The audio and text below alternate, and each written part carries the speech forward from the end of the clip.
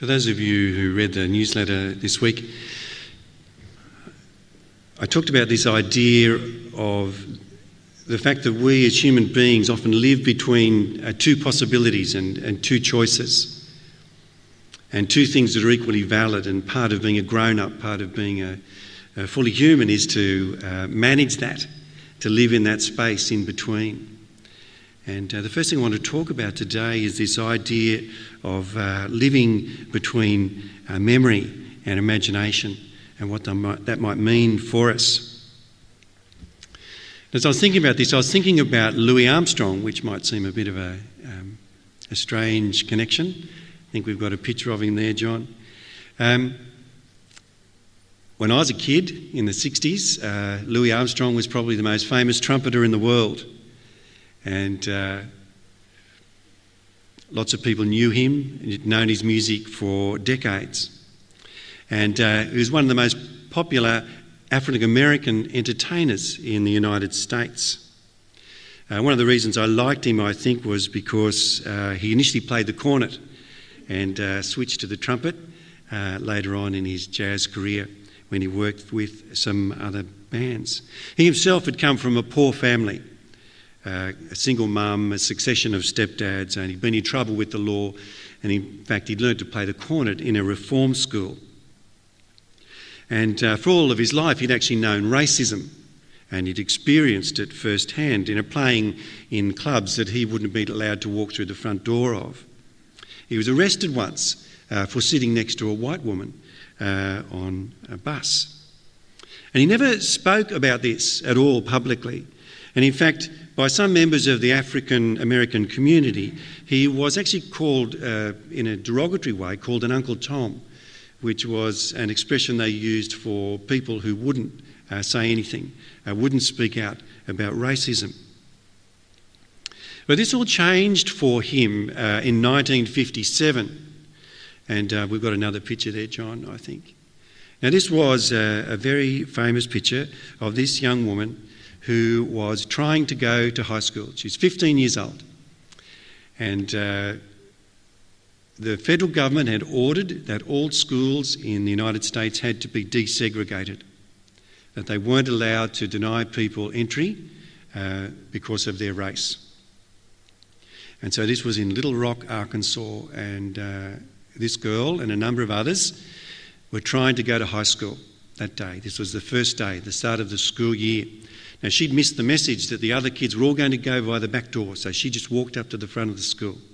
As you can see, she's surrounded by a mob of white people. She was refused entry, by the National Guard. They stopped her entering.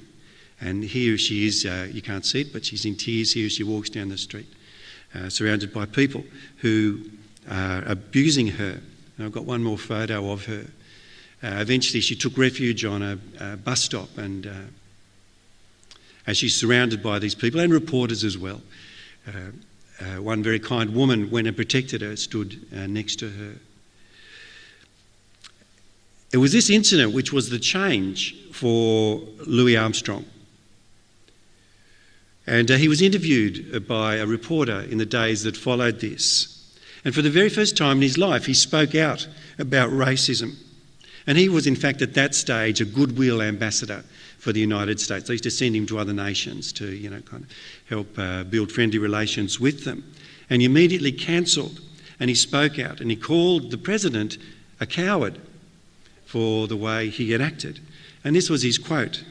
He said, "When I see on television and read about a crowd in Arkansas spitting on a little coloured girl, I think I have the right to get sore." So his memories of racism that he'd endured and his dream of justice coincided at that point. And this was a change for him, a radical change for him. And America was shocked that their favourite African-American entertainer had said this. And in fact, the president was shocked, and the president acted. It didn't immediately help in Arkansas. Those African-American kids went to school that year. But the next year, when they were forced to segregate, they closed down all the high schools in the state. In that area, it might have been, just Little Rock. And no one went to school. Everybody was homeschooled. There was this idea that when we live between our memory and our imagination of what could be, that something very significant can happen. Now, it can happen on whole continents as well. You might remember that in 1492, Columbus sailed the ocean blue. That's how I remembered it as well. All right, Christopher Columbus did a good job, wasn't really sure where he was going, wasn't sure what he could find, didn't really know what he found when he got there. But nevertheless, he rediscovered the Americas for the Europeans. The Vikings, of course, had gotten there first. The interesting thing was what happened in Western Europe.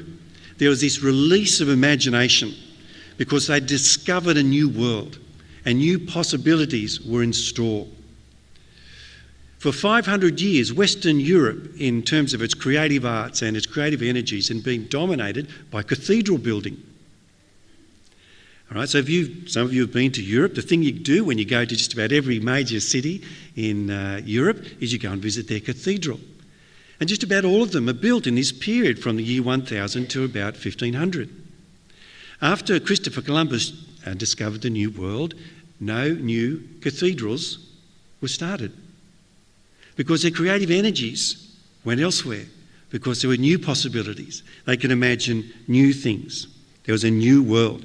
And in fact, we felt the effects of that. So Martin Luther, okay? So a few years later, in this release of imagination where there's new possibilities, he pens his 95 or 97 theses, I'll find out one day, and he nails them to the church door. And the Reformation begins. It changes the face of Europe. And what this is this shift from what we might call memory to imagination. Not just living out of the past, but imagining our future as well. This shift from replicating and even redecorating the past to imagining new ideas and new ways. Because our lives, our personal histories, the histories of communities, the histories of nations, are not some steady continuum. There's surges, there's ebbs and flows in our stories. Now this, for instance, happened to the Salvation Army. And on the screen you can see two almost identical documents. They're probably a bit hard to read. But this was a pamphlet published by the Salvation Army. And on one of them, the heading is actually The Christian Mission, a Volunteer Army. And on the other one is The Christian Mission, a Salvation Army. This was the document that first recorded the name change of the Salvation Army in 1878. And when this happened, when we changed our name to the Salvation Army, we talked about ourselves as soldiers, there was release of imagination, and the steady growth of the Christian mission exploded around the world. And thousands of more people were saved, and the work of the army grew and grew because of this change. And we felt the impact here. And so in 1884, Captain Dean, Lieutenant Walker and Cadet Thompson launched the Salvation Army here in Parramatta. The hall that you can see there came a little bit later. That was 1919. It was a pretty tough gig, apparently, out here in Western Sydney. And you might know the story that Cadet Thompson was actually killed by opponents of this. He was injured and then later died by opponents of the Salvation Army. But this was part of this release of imagination that happened when we changed our name to the Salvation Army. How much does a name matter? Well, apparently a lot. The story we heard today that Loretta read to us is Jesus doing exactly that thing. Jesus' earthly ministry was just such a pivotal moment. It was a reimagining of God. It was Jesus presenting these countercultural ideas that would transform the world. Here again, there was not some steady thought or progression in religion. In fact, for 400 years, the religion of the Jews had basically stayed the same. And while they'd redecorated it, their ideas about God hadn't grown at all. And Jesus challenged them.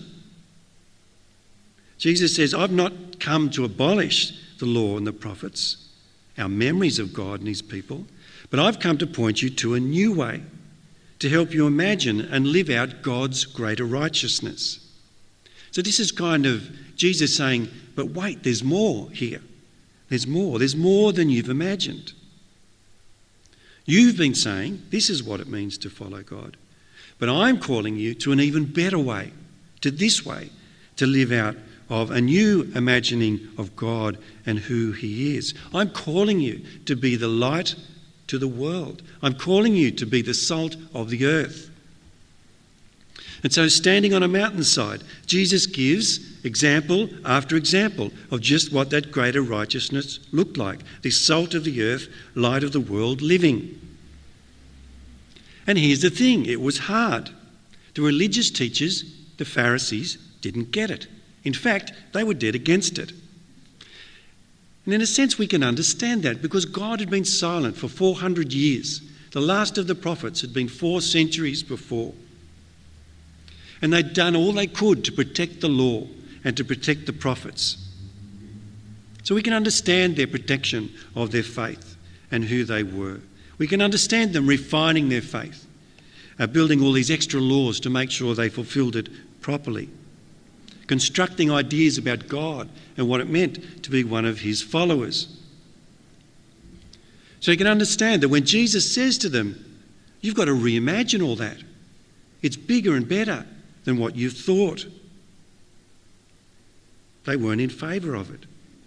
Jesus challenged them to reimagine their faith based not on the letter of the law but on the spirit of the law, and to place the love of God and the love of neighbour at the centre as part of their calling to be a light to the world, to the nations, to see new ways of serving and worshipping and being faithful to their God. You see, Jesus' eternal call is to live lives that light the way to God and to help others see God's glory. To be salt, to flavour the world with God's love, to be light, to shine God's goodness into the darkness. And it was a challenge for the first disciples, and it's a challenge for us. It's a challenge because it's hard. Now, to do that creatively and meaningfully in a way that will make a difference always requires God's people to live in this space between memory and imagination, between the traditional and the familiar and the creative ever-changing. And we would feel this tension, I think, and worship is a great example of that. Imagine if I did a really great meeting. I just need you to imagine that I organised a really great meeting and it was just about perfect. The song choices were impeccable. The sermon, flawless. No detail was forgotten. And I said, that's fantastic. Let's do exactly that next week. Same songs, same sermon, same order. And let's do it again the week after because we know it's perfect.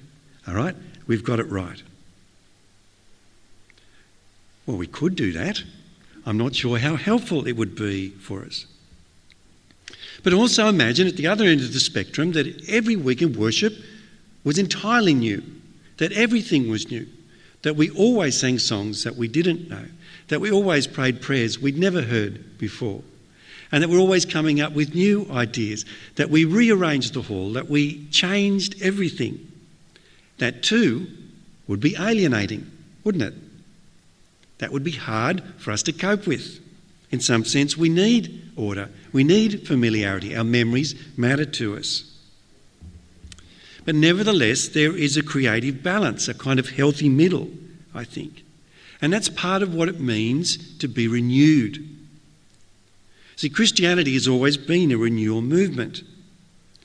And Jesus called his Jewish disciples, remember they're Jewish, he calls them to take what they knew, their memories about God, and to reimagine them, and to recognise that the law and the prophet had not changed, but the way they lived must. You see, God calls us to renew our life together as his people so that the gospel is seen and heard and felt by those around us. We must be creative traditionalists. That's our task. Of course, I've only talked about worship. But imagine that all of us in this room only became Christians yesterday, right? We have no Christian history. We became Christians yesterday. And we'd get together and we'd say, this is great. This stuff we've heard about Jesus, his life-changing gospel, is fantastic. We need to share it with other people.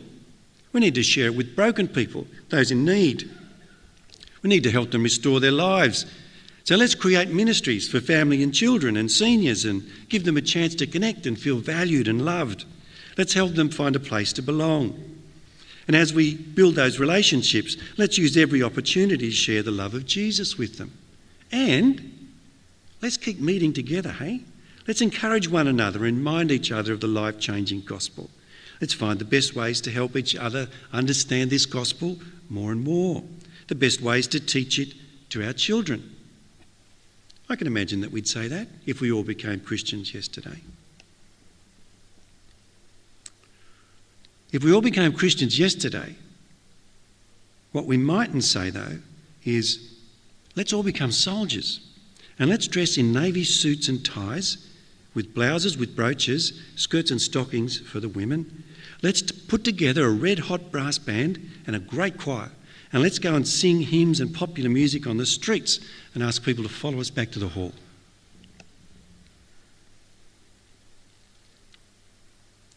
Here's the problem. We didn't become Christians yesterday, did we? And we have all these memories that matter to us. In fact, our life of faith is built on cherished memories, on places and people and songs and events.